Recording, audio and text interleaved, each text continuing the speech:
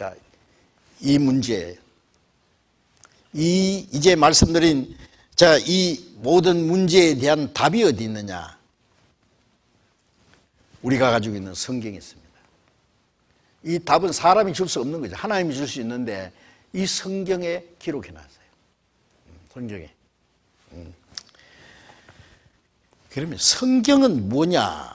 또 잠깐 말씀드리면은, 자, 우리가 가지고 있는 성경이 2012년에요. 세계 성서공회 연합회에서 통계를 냈는데 성서 번역이 2,538개 언어로 번역이 됐습니다.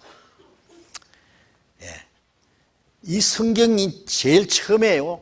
구약 성경은 히브리어로 기록됐고 신약은 헬라어로 기록됐습니다. 물론 그 중에 아람어로 기록된 것도 있지만 주로 구약 성경은 히브리어, 신약은 헬라어. 신약 기록될 당시 헬라 문명이 이제 가장 발달됐을 때니까요. 자, 이 성경이 전해지려면 번역이 돼야 됩니다. 그러니까요. 예. 그런데 이제 여기는 어디냐면은요, 그 이스라엘 소돔 고모라가 망한 사해 근처에 있는 쿰날이라는 곳인데요. 쿰날이라는 동굴, 제가 여기 2번 가봤어요. 여기서 무엇이 발견됐냐 하면은 구약 성경 그 두루마리가 다 발견됐어요. 예. 그 옛날에 이 성경이 종이가 없잖아요. 종이가 없으니까 양 가죽을 얇게 해서 거기다가 기록해서 뚫뚫 말아서 이런 항아리다가 보관해 둔 거예요.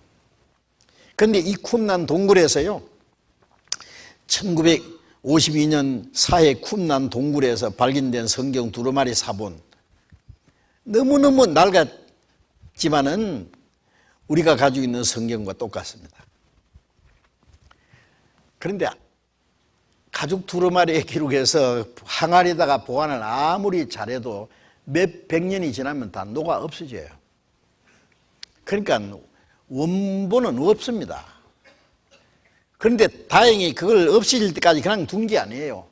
그걸 계속 그대로 옮겨 쓰는 거예요. 필사본이라고 합니다. 그대로. 그러니까 원본은 하나지만은 사본은 여러 개 돼요. 원본은 없었지만 사본을 그다음에 또 기록하고 또 기록하고 사본은 많이 있어요. 그것이 지금 이스라엘 박물관에, 영국의 대형 박물관에 보관이 되어 있습니다. 우리가 가지고 있는 성경과 똑같습니다. 네. 이것을 나중에 파퓨루스라고 옮겨 쓰고요. 예. 우리가 가지고 있는 성경이 제일 오래된 것은 약 3,500년 전, 기원전 1,500년경에 기록되기 시작했고, 신약은 지금부터 1900년 전에까지 기록됐습니다. 그러니까 기원전 1500년에서 AD 100년까지 약 1600년이 걸려서 구약이 39권, 신약 27권, 우리가 가지고 있는 성경이 66권. 이것이 기록된 데 1600년 걸린 겁니다. 기록한 기자는 약 40여 명. 기자의 그 신분을 보면 어떤 사람은 왕, 장군, 학자, 어부, 농부, 세리, 의사, 높은 사람, 천한 사람, 유식한 사람, 무식한 사람, 각계층의 신분을 가진 사람이 기자가 돼 있어요. 그리고 기록한 장소를 보면은 처음에 에집트 시나이 반도에서, 이스라엘 땅에서, 바벨로니아에서, 지중해 어떤 섬에서 각각 다른 장소에서 기록되어 있습니다. 이게 1600년이라는 긴 기간에 각각 다른 장소에서 다른 기자에 의해서 기록된 것인데 이걸 다 하나로 어떻게 하나로 모이겠어요? 하나님의 능력이 아니면 될 수 없어요. 묶어서 하나로 만드는 거예요. 하나님은 이 기록한 말씀을 하나도 분실되지 않도록, 아무도 고치지 못하도록, 빼지도 못하고 더하지도 못하도록 이 성경이 만들어져서 예루살렘부터 온 세상에 전파되도록 하나님이 계획하신 거예요. 하나님의 계획이 아니면 이 성경이 기록될 수도 없고 이렇게 묶어질 수도 없고 우리까지 전달될 수도 없습니다. 이거는 기적입니다. 그런데 1600년 걸려서 그 많은 사람들이 다른 장소에서 다른 시대적인 배경도 다른데 그런 책을 묶어놓으면 내용이 어떻게 되겠어요? 뭐 가지각색이겠죠.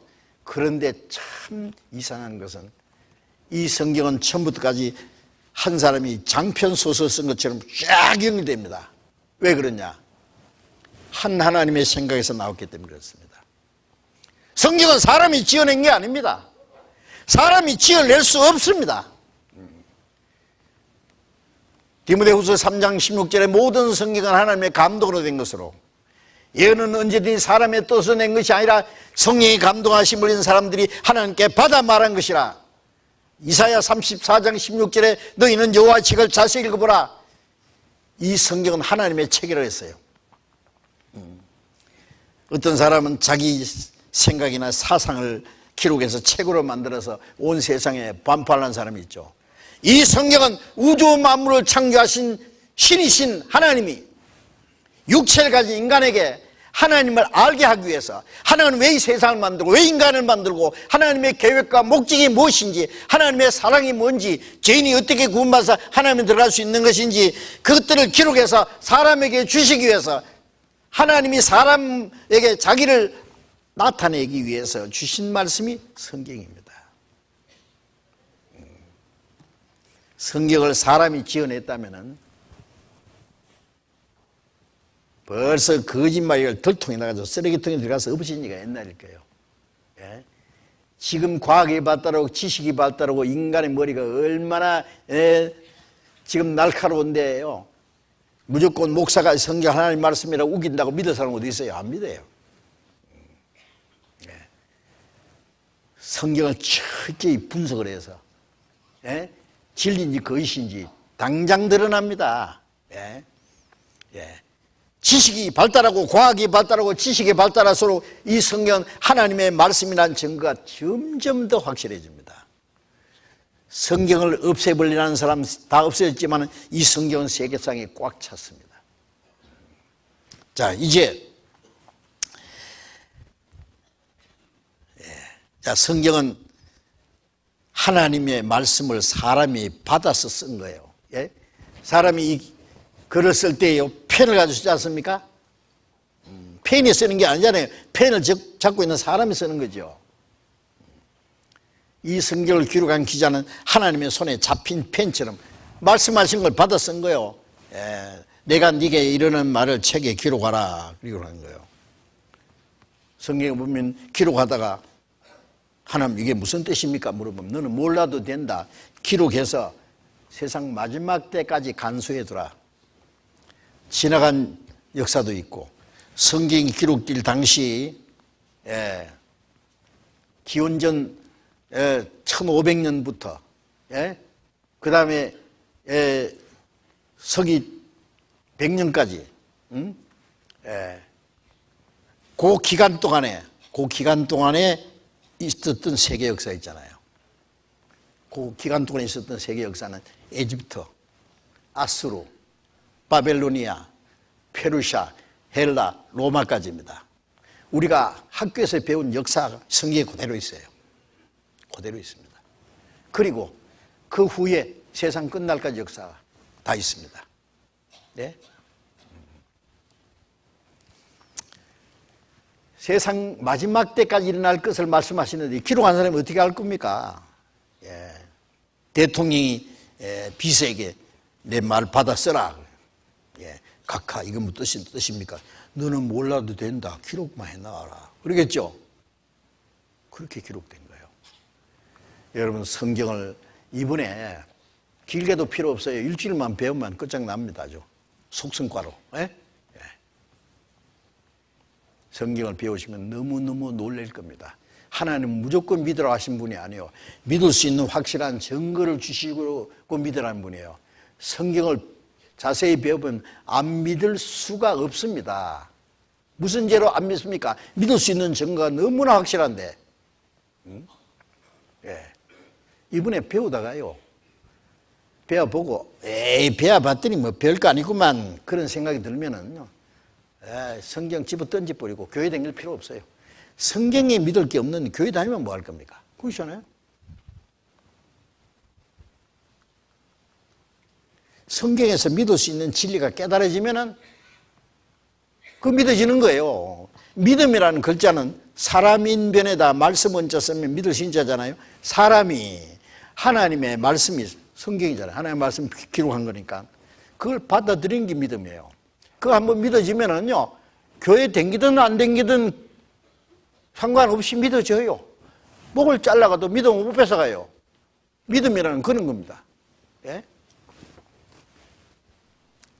자, 이 성경에는 천지 만물을 창조하신 일에 대해서, 인생이 무엇인지, 인류 역사에 대해서, 영원하고 영적인 세계에 대해 기록되어 있습니다.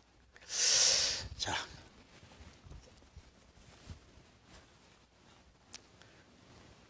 이제 성경에 모든 답이 있다고 했으니까요. 하나님의 말씀 받아 쓰고 하나님이 역사하시는 걸 눈으로 본 대로 들은 대로 기록했고, 어떤 것은요, 앞으로 되어질 것을 영화 필름처럼 쫙 보여줬어요. 예? 그 기록한 거예요. 그러니까 하나도 틀리면 안 돼요. 예. 역사적인 사건, 뭐 영적인 사실, 예. 성경의 문자 그대로입니다. 여기 뭐 강사가 야단스럽게 해석할 필요 없어요. 여러분 성경 가지고 계시니까 자세히 보세요. 예. 뭐 강사가 막 요리조리 뭐 해석하는 건지 아니면 성경에 기록된 문자 그대로 말씀드리는지 해석할 필요 없어요. 그냥 자세히 읽으면 돼요. 그래서 이사야 34장 16절에 너희는 여호와 책을 자세히 읽어보라 그래서 자세히. 응? 자, 이제